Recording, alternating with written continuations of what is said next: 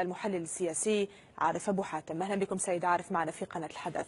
يعني اليوم المحادثات المباشرة في الكويت دخلت في صلب جدول الأعمال، لكن السؤال إلى أي مدى يمكن التوصل بين طرفي المفاوضات إلى رؤية توافقية لتنفيذ النقاط الخمس قريبا على الأرض.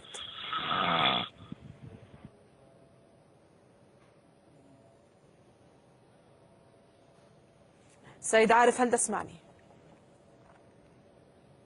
نعم سامعي. أهلا بك سيد عارف، سمعت سؤال ولا أعيده؟ سامعي.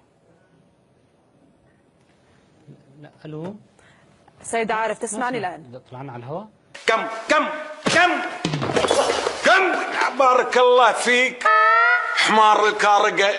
ايه طلعنا على الهواء، تسمعني؟ عفوا لم أسمع شيء. لا اتكل على الله واشتغل رقاصة يلا. غلط يا ناس صحوني وانا نايم، غلط يا ناس صحوني وانا نايم. قولوا لي تعال اسمع وكيف اسمع وانا نايم.